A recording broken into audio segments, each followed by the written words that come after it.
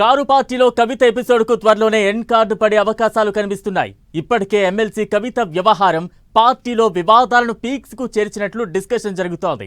కవితపై చర్యలు తీసుకునేందుకు car party ready అవుతోందని talk. ఇక అటు కవిత కూడా తాడో పేడో తేల్చుకునేందుకు రెడీ అయ్యారనే గుసగుస వినిపిస్తోంది. ఇంతకీ ఏం చేయబోతున్నారు? కవిత అమెరికా నుంచి వచ్చాక ఈసారి మరో సంచలన ఖాయమా? కవిత ఎపిసోడ్ కు ఎలాంటి ముగింపు రానుంది?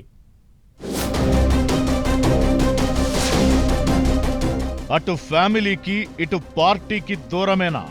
కవిత ఎపిసోడ్లో క్లైమాక్స్ అదేనా? కవిత వ్యవహారంతో బీఆర్ఎస్లో గందరగోళం. మరోసారి కేటీఆర్ను టార్గెట్ చేసిన కవిత తీరుతో ఫ్యామిలీకి పార్టీకి ఇబ్బందులు. అమెరికా నుంచి రాగానే భవిష్యత్ కార్యాచరణ. కవిత ఎపిసోడ్ కారు పార్టీలో కాక పుట్టిస్తోంది. పార్టీలో వ్యక్తులను ఫ్యామిలీ మెంబర్స్ ను టార్గెట్ చేస్తూ కవిత చేస్తున్న వ్యాఖ్యలు రోజురోజుకు పెరుగుతూనే ఉన్నాయి.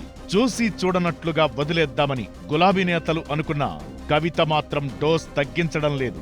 తండ్రి కేసీఆర్ కు గతంలో కవిత లేఖ రాయడం, అది లీక్ కావడం బీఆర్ఎస్ లోనే కాదు తెలంగాణ రాజకీయాల్లో సంచలనం సృష్టించింది. ఆ లేఖలో తండ్రి వైఖరిని కవిత ప్రశ్నించడం, పార్టీలో దెయ్యాలు ఉన్నాయంటూ ఘాటు వ్యాఖ్యలు చేయడం లాంటివి కొత్త చర్చకు దారితీశాయి. అంతేకాదు బీజేపీతో బీఆర్ఎస్ విలీన చర్చకు కవిత లేఖతో బీజం పడింది. ఆ ప్రకంపనలు ఇప్పటికీ గులాబీ దళాన్ని వెంటాడుతూనే ఉన్నాయి.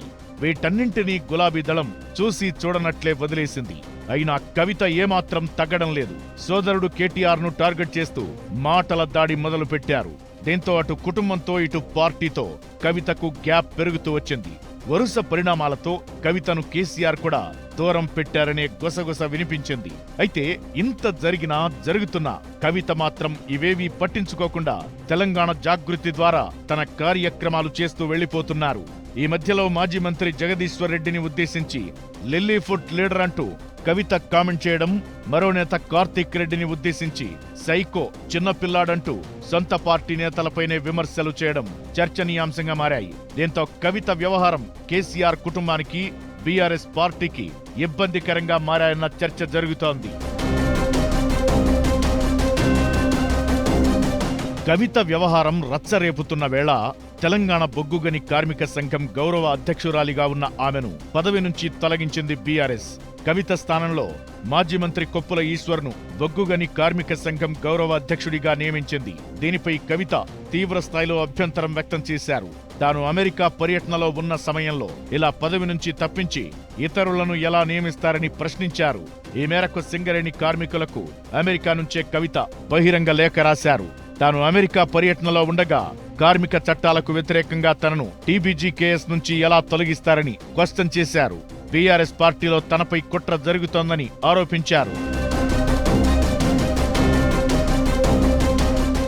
ఏప్రిల్లో కేసీఆర్ కు రాసిన లేఖతో సంచలనం క్రియేట్ చేసిన కవిత ఇప్పుడు బొగ్గుగని కార్మికులకు రాసిన లెటర్లో మరింత రెచ్చిపోయారన్న టాక్ పార్టీలో నడుస్తోంది.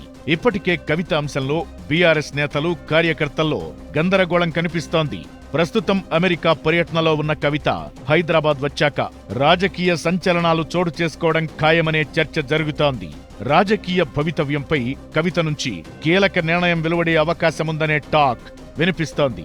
ఇకటు కవిత వ్యవహారంపై కుటుంబానికి, పార్టీకి ఇబ్బందులు ఎదురవుతున్నాయని భావిస్తున్న బీఆర్ఎస్ పెద్దలు ఆమెపై చర్యలు తీసుకునే అవకాశాలను పరిశీలిస్తోందనే గుసగుస నడుస్తోంది.